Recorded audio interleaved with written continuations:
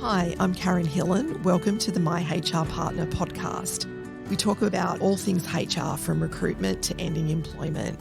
If you'd like support with your HR, check out our website www.myhrp.com.au. Welcome back to our HR educational journey with Karen Hillen from the My HR Partner podcast. Today we're looking into a topic that's become a lot more common in today's modern workplace: implementing flexible work arrangements. Now, I think since COVID, this has really become a big thing for employers. I mean, we all crave that work-life balance, and Karen's here to show us how flexibility can be a win-win for both companies and their teams. So grab your notepad and let's uncover how to make your workplace more adaptable, supportive, and ultimately more productive.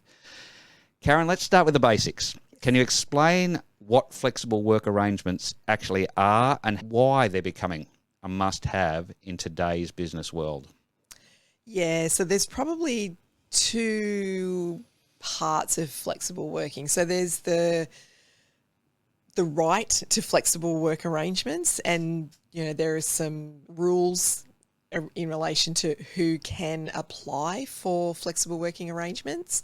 So parents with school-aged or younger children, carers, and there's a definition of carers in the Act.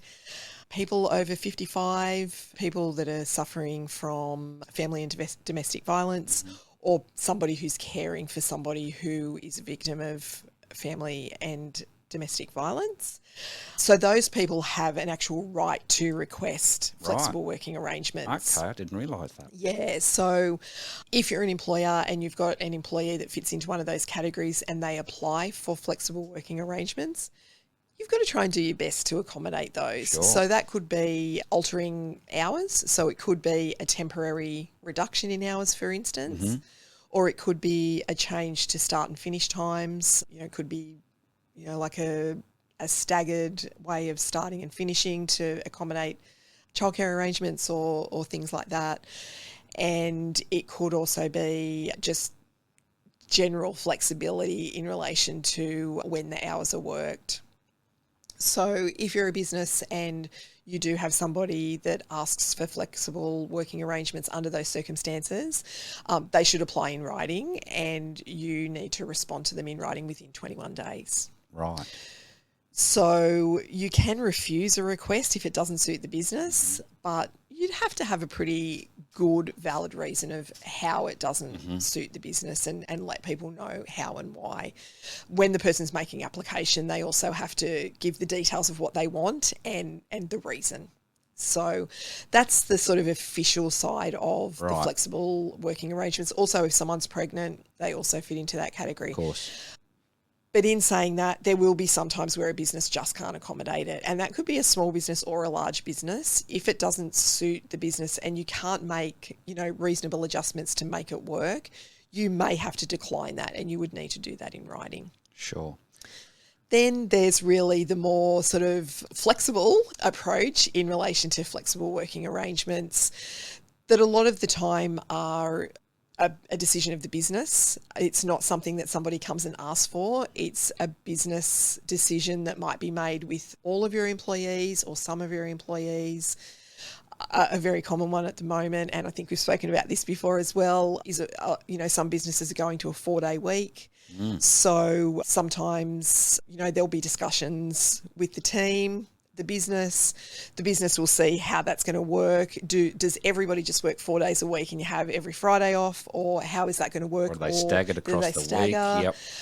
So there's lots of those sorts of arrangements happening now, and of course the big one's working from home. Yep. So again, in COVID, it was a necessity. People had to act quickly and come up with ways that people could work from home. A lot of people have got very used to that and want to continue to do it. But then you've got some businesses who are wanting their employees to come back into the office. So there's probably a combination of all of those things. And I think, we talk a lot about retention. We talk about making our employees happy, making sure that they're happy to stay. Flexible working arrangements can be a big factor in those things. So I think it's really important as a business owner to look at those things and see, is it possible in my business? And it may not be.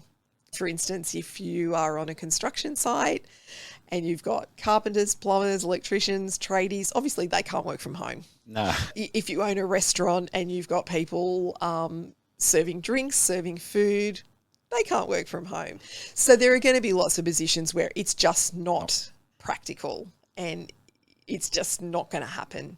So, but there might be other ways that you can be flexible for those types of workers. And it could be somebody wants to finish early every day to pick up their kids from school. Or it might be somebody who's transitioning to retirement and wants to start working less hours or less days.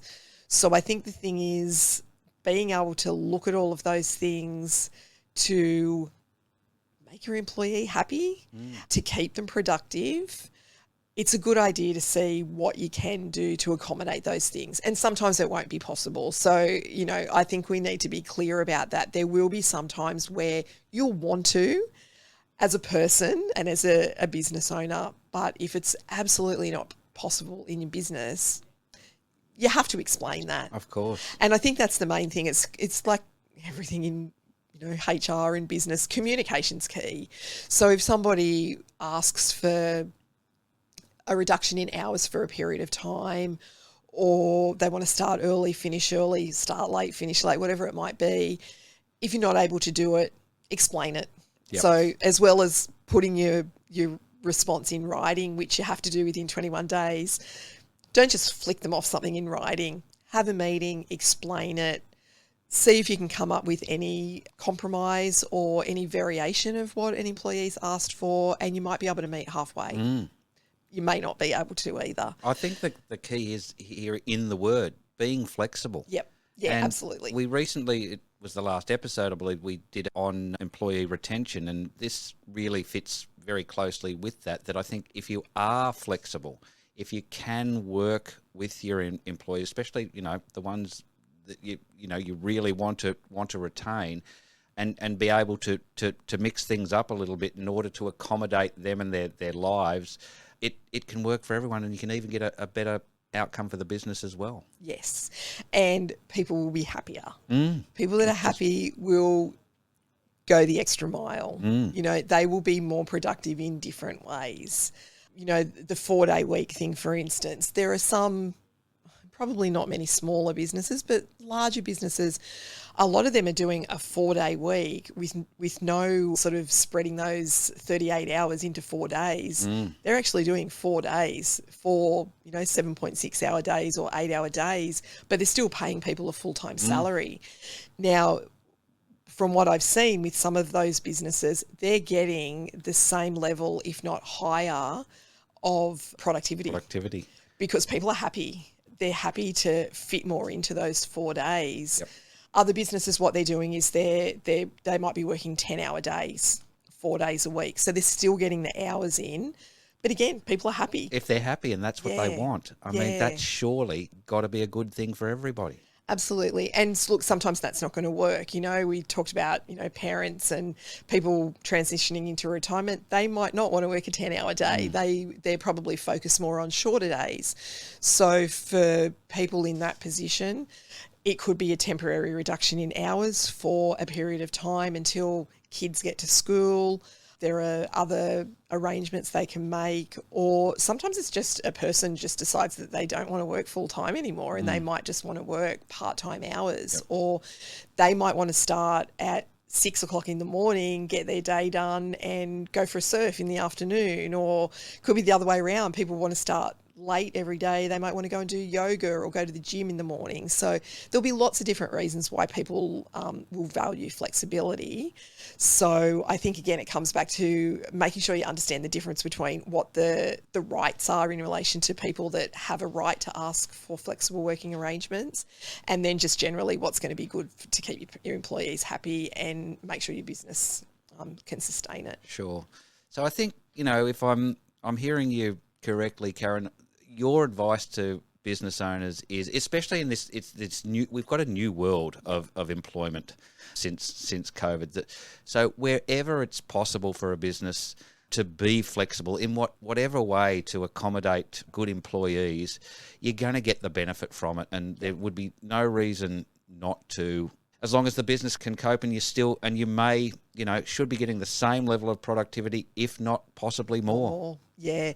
And I think, if we use the example of working from home, if people like to work from home and they're more productive and it really doesn't matter that they're not in the office, then why not do it? At least trial it. And there are probably lots of businesses that still have people working from home, even though COVID, the compulsory working from home is over. If that person's still productive, they're doing a good job, they're happy, they might be saving an hour or 2 hours a day travelling backwards and forwards to work. You've got to consider all of those things. But then I know I've got other clients who are really wanting their employees to come back into the office. And it could be because things just aren't working with having people work remotely. Yep. If you're a business and that's the case, maybe come to a compromise and have people work a couple of days from home and a couple of days in the office. And again, like I said, there will be some jobs where it's just not practical at all.